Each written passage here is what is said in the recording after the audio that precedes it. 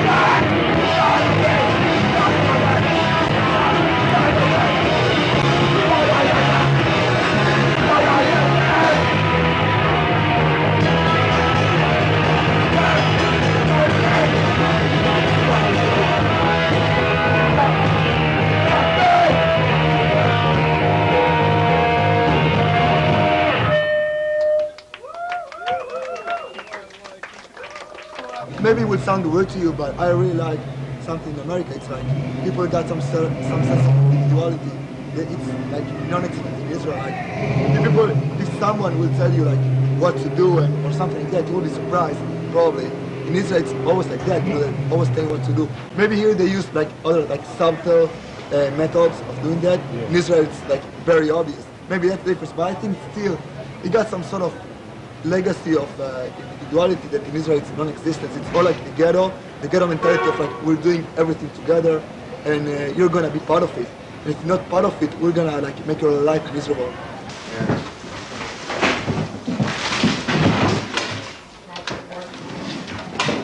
You need that right now?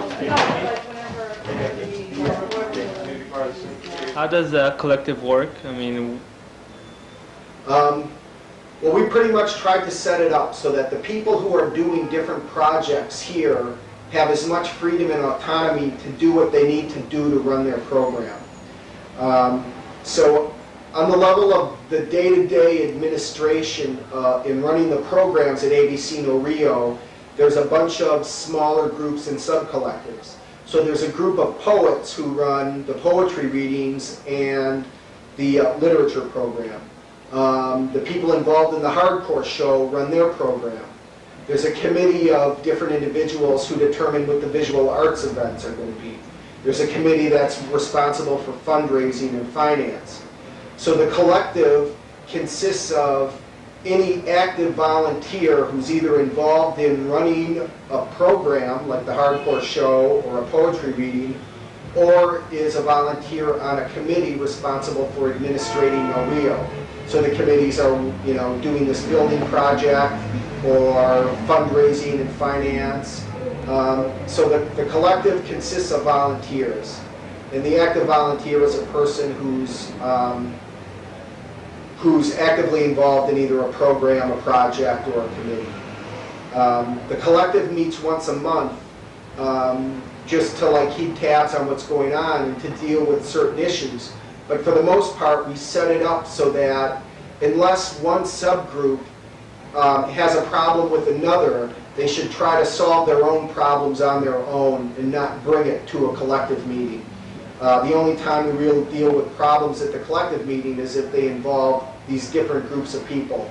And the idea is to give all the different programs and projects that happen here the freedom to do what they want to do, to solve their own problems on their own, and not have to involve everybody else. And the idea is to set up a sort of self-managing, auto-run collective so that we don't have to have a lot of long, boring meetings, so that people are free to do what they need to do their projects and to solve their own problems. And the only time it should really become an issue is if a problem affects another group or the space as a whole. So the idea was to create a framework for the collective that that allows the greatest amount of freedom and puts a good amount of responsibility on the people involved. So, agenda. What's the agenda? Agenda items. We'll talk about the proposal that was submitted to HPD on Thursday, but I'd rather not that go first because English Steve might be able to come by, but not until 8 o'clock if he is. So let's just not make that first. Okay. That's something. Can I get, we had there's a 5th Street benefit plan here that I wanted to talk about. And I'd like to, if I can do that as quickly as possible so I can take going. That would make sense. What are agenda items? I have a couple of about fundraising ideas and also the status of our finances. Well, basically, we have this policy that we've made, we've broken it in the past under certain circumstances where we don't have amplified music after midnight. On this day, we're being asked to sort of break that policy on a day where there's a hardcore show. So my concern is that we'll be assaulting our neighbors with hardcore from 4 in the afternoon till 9 in the evening, and then from midnight till 5 or 6 a.m. we'll be assaulting them again. I'm not against making an extension of this, like no amplified music after midnight, only I think that it's ill-advised and unwise to do it on the same day when we're going to be having a hardcore show. We're talking about like 13 straight hours of amplified music. And it makes me kind of worried because unless somebody steps forward to take on this responsibility, I've always presumed that I'm going to be the individual who lobbies the housing committee members on the community board, goes before the community board to pitch our proposal to them. A year ago, my nightmare, and I've told this to a few people, was that we'd get evicted and our neighbors would be applauding.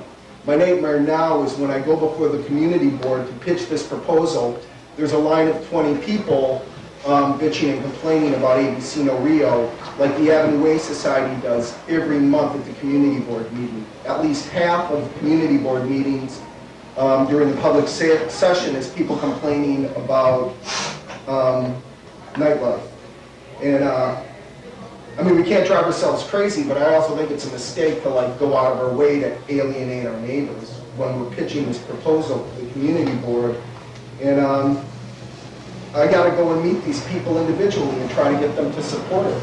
You know, it's not just like trying to fight one and major things. I got to go and actually meet them and get them on our side. And the same thing has to be done with whoever the borough president's going to be.